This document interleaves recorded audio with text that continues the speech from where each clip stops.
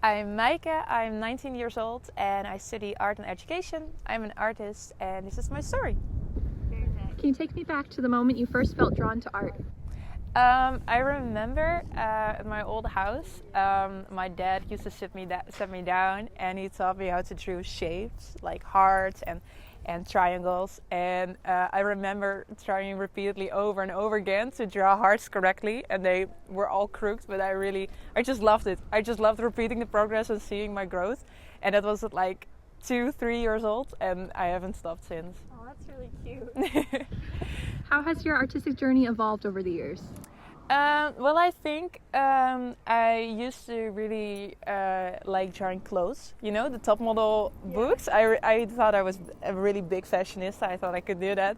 But then I started loving like the big artworks in museums more and more. And then I tried copying those. So I was really like more of a copying machine than an artist myself. And lately I've been really focused on just the things in my life and memories. So I'm just drawing things that happen to me or feel really close to me, and now it's getting way more personal, my art. Very nice. Do you still enjoy sketching fashion every now and then? Yeah, I do. I enjoy sketching people, and usually those people have clothes on. So I still like doing that, but I'm not really focused on designing them myself, but more on like how they fall over a body and shape with us. That's cool. What personal experiences or emotions most influence your work? I think like those the tiny happy moments in life, you know, those, not really the big events, but really those small ones, like going on a little trip with my mom, or baby ducks being born on the farm I live on, you know, those little things in life, those inspire me a lot. Just the basics, really. Where do you and your mom travel to?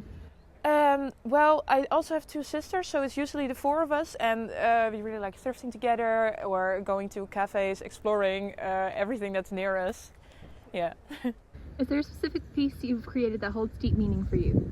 A piece that has meaning for me? When I was 17, I was really insecure, as everyone is when they're going through puberty. And then I made a self-portrait with all my insecurities really in your face, but I really loved the piece at the end, so that was really like an opening for me, like it's okay to not be insecure about this. That's really beautiful. Yeah, thank you. Have you faced any challenges or doubts along the way? I think I've always felt really affected by people's opinions, and as I'm more of a realism artist, people have a lot of opinions. Some people don't think it's art, and that's always been a struggle for me because it's where I find the most fun in my work. But I also really like to make pieces that make other people happy, and if it's not that, then you know that's a daily struggle. How does your background or identity shape the art you create? Well, I haven't had very many traumatic experience or struggles with identity. It's really just the basic insecurities, and I think that's also fun because I think my artworks are very how do you say that?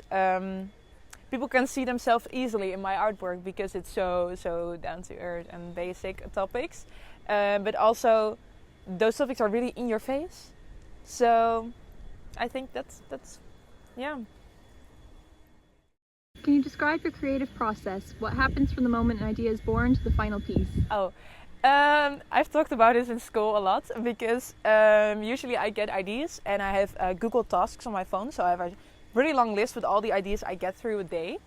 And then I get home after school and I just sit down and I either put on music, and like half of the progress is me singing and dancing along with the music and not getting any work done, or my ideas make me really focused and a little emotional, and then I'm like doing a lot of work in a really small time. So it's always one of those two in the creative progress. Yeah. Are there any artists, people, or places that have significantly impacted your growth? I've always liked Banksy a lot because he makes art that's accessible for everyone, and he does do like double meanings and political statements, but sometimes you really have to look for it, and it's still a realistic, beautiful piece to look at on walls and buildings, and especially the fact that it's accessible for everyone. Very nice. What's his favorite piece? Like, sorry. Yeah. What's your favorite piece of his? I remember in the COVID period, he did those rats in a metro in, I think, maybe the US, maybe the UK. I think the UK. And I do think they removed it, but I have seen the pictures and I love that. I really love that he did that. What do you hope others feel or take away when they experience your work?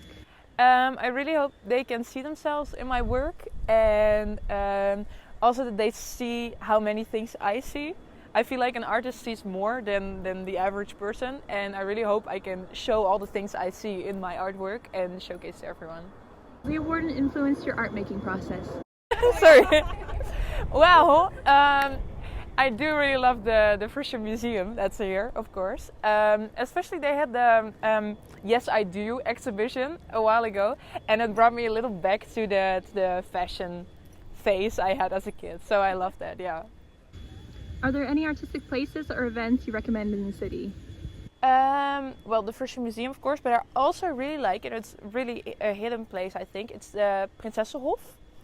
And it has a lot of three-dimensional artworks, and usually I'm not really fond of that. Like, I don't make that myself, but it's really pretty done, and it's also from a lot of cultures, especially in Asia and all. And it's a hidden place, a hidden spot in Leeuwarden, but it's a really nice museum. Is there anything else you'd like to share about your artwork?